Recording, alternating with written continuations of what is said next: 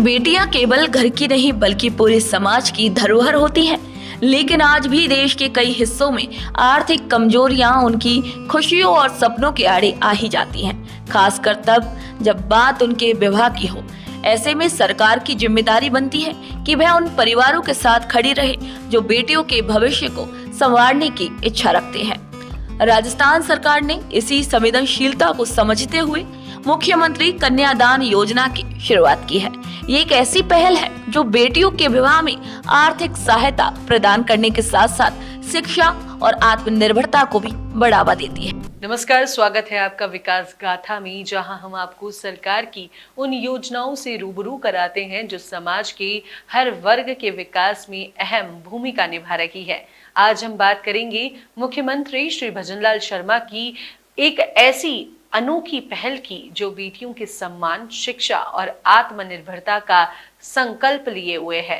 मुख्यमंत्री श्री भजनलाल शर्मा के नेतृत्व में मुख्यमंत्री कन्यादान योजना केवल विवाह सहायता तक सीमित नहीं, बल्कि यह बेटियों के उज्जवल भविष्य की दिशा में एक बड़ा कदम है। जरूरतमंद परिवारों को आर्थिक संबल देने से लेकर बेटियों को शिक्षा के लिए प्रोत्साहित करने तक यह योजना समाज में एक सकारात्मक बदलाव ला रही है। तो आइए जानते हैं कि कैसे यह योजना बेटियों को आत्मनिर्भर बनाने और समाज में उनका सम्मान बढ़ाने में मददगार साबित हो रही है।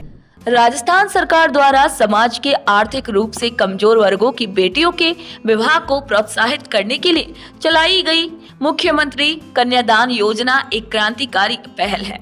इस योजना के माध्यम से सरकार आर्थिक रूप से पिछड़े परिवारों की बेटियों को विवाह के लिए वित्तीय सहायता प्रदान कर रही है, ताकि उन्हें शादी के समय किसी भी आर्थिक कठिनाई का सामना न करना पड़े। इस जन कल्याणकारी योजना का उद्देश्य आर्थिक सहायता देने के साथ साथ समाज में बेटियों की स्थिति को मजबूत करना है और उन्हें आत्मनिर्भर बनाना भी है। राजस्थान के मुख्यमंत्री श्री भजनलाल शर्मा के नेतृत्व में ये योजना और भी अधिक प्रभावी हो गई है। वे बेटियों की शिक्षा, सुरक्षा और सशक्तिकरण के लिए संकल्पित है। उनका मानना है कि बेटियां केवल परिवार की जिम्मेदारी ही नहीं, बल्कि समाज और राष्ट्र का गौरव है। उन्होंने इस योजना के तहत लाभार्थियों को अधिक से अधिक सुविधाएं देने और प्रक्रिया को सरल बनाने के निर्देश दिए हैं, ताकि जरूरतमंद परिवारों को बिना किसी बाधा के इस योजना का लाभ मिल सके। अगर हम बात करें मुख्यमंत्री कन्यादान योजना के अंतर्गत दी जाने वाली वित्तीय सहायता की, तो इस योजना के अंतर्गत राजस्थान सरकार पात्र परिवारों को 40,000 रुपए की वित्तीय सहायता प्रदान करती है, जिससे विवाह से जुड़ी आवश्यकताओं की पूर्ति की जा सके। इसमें गहने, कपड़े, विवाह समारोह की व्यवस्था और अन्य खर्चों को कवर किया जाता है। जी हाँ, सरकार की इस सहायता से गरीब परिवारों पर विवाह का बोझ नहीं पड़ता और वे अपनी बेटी की शादी को गरिमा और सम्मान के साथ संपन्न करा सकते हैं। भजनलाल सरकार ने इस योजना को और भी अधिक प्रभावी बनाने के लिए इसमें नए प्रावधान जोड़े हैं। यदि कोई लड़की 10वीं कक्षा उत्तीर्ण करती है तो उसे शादी के समय 41,000 रुपए की सहायता राशि दी जाएगी। वहीं यदि कोई लड़की 12वीं कक्षा उत्तीर्ण करती है तो ये सहायता राशि 51,000 रुपए कर दी गई है। राजस्थान सरकार की मुख्यमंत्री कन्यादान योजना उन गरीब परिवारों के लिए एक संजीवनी है जो बेटियों की शादी का खर्च उठाने में असमर्थ है। ये योजना वित्तीय सुरक्षा प्रदान करती है, जिससे माता पिता को आर्थिक बोझ की चिंता नहीं सताती। बेटियों की शिक्षा को प्रोत्साहित करने के लिए सरकार अधिक से अधिक पढ़ाई पर अधिक सहायता राशि देती है, जिससे वे आत्मनिर्भर बन सके। इसके साथ ही ये योजना सामाजिक सशक्तिकरण को भी बढ़ावा देती है, ताकि बेटियों का विवाह सम्मान और गरिमा के साथ हो। आवेदन प्रक्रिया को सरल और सहज बनाया गया है, जिससे लाभार्थी बिना किसी परेशानी के इसका लाभ उठा सके। सरकार की नियमित निगरानी इस योजना को पारदर्शी और प्रभावी बनाती है, जिससे ये सही जरूरतमंदों तक पहुंच सके। मुख्यमंत्री श्री भजनलाल शर्मा के नेतृत्व में राजस्थान सरकार की इस विशेष योजना का लाभ केवल उन परिवारों को मिलेगा जो निर्धारित शर्तों को पूरा करते हैं। सबसे पहले दुल्हन का परिवार राजस्थान का निवासी होना अनिवार्य है। दूसरा, लड़की की आयु 18 वर्ष या उससे अधिक होनी चाहिए, ताकि वह कानूनी रूप से विवाह के योग्य हो। तीसरा, इस योजना का लाभ उन्हीं परिवारों को मिलना चाहिए जिनकी वार्षिक आय 2.5 लाख से कम है। चौथा, लड़की ने कम से कम 10वीं कक्षा उत्तीर्ण की होनी चाहिए जिससे उसकी शिक्षा सुनिश्चित हो सके।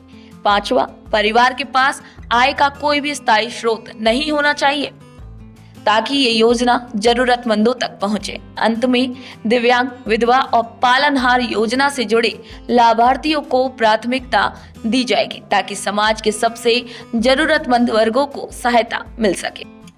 इस योजना का लाभ प्राप्त करने के लिए कुछ आवश्यक दस्तावेज प्रस्तुत करना भी अनिवार्य है। सबसे पहले, पहचान के लिए आधार कार्ड होना आवश्यक होगा। दूसरा, लाभार्थी को अपनी सामाजिक स्थिति प्रमाणित करने के लिए जाति प्रमाण पत्र जमा करना होगा। तीसरा, राजस्थान का निवासी होने की पुष्टि के लिए निवास प्रमाण पत्र आवश्यक है। चौथा, बैंक खाते की जानकारी देने के लिए बैंक पासबुक की प्रति जमा करानी होगी। पांचवा, लड़की की उम्र सत्यापित करने के लिए जन्म प्रमाण पत्र आवश्यक है। छठा, शादी हो चुकी हो तो विवाह प्रमाण पत्र प्रस्तुत करना होगा। सातवां, परिवार की आर्थिक स्थिति प्रमाणित करने के लिए राशन कार्ड की आवश्यकता होगी। आठवां, पहचान के लिए मतदाता पहचान पत्र भी मान्य होगा। अंत में, शैक्षणिक योग्यता प्रमाणित करने के लिए 10वीं या 12वीं की मार्कशीट जमा करनी होगी। मुख्यमंत्री श्री भजनलाल शर्मा का ये सपना है कि राजस्थान की हर बेटी सशक्त और आत्मनिर्भर बने। उन्होंने इस योजना को केवल विवाह सहायता तक सीमित न रखते हुए इसे बेटियों की शिक्षा और सशक्तिकरण से जोड़ा है। मुख्यमंत्री जी का स्पष्ट संदेश है कि किसी भी बेटी को केवल विवाह के लिए तैयार नहीं किया जाएगा, बल्कि उसे शिक्षा और आत्मनिर्भरता की राह पर भी आगे बढ़ाया जाएगा।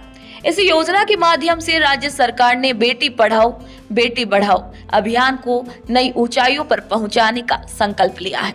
सरकार ने सुनिश्चित किया है कि इस योजना का लाभ पूरे पारदर्शिता के साथ जरूरतमंदों तक पहुंचे। मुख्यमंत्री श्री भजनलाल शर्मा के नेतृत्व में राजस्थान तेजी से आगे बढ़ रहा है। मुख्यमंत्री कन्यादान योजना इसी का जीवंत उदाहरण है कि सरकार गरीबों और जरूरतमंदों की भलाई के लिए समर्पित है। मुख्यमंत्री जी का संकल्प है कि राज्य की कोई भी बेटी शादी के लिए मजबूर ना हो, बल्कि अपने सपनों को पूरा करे।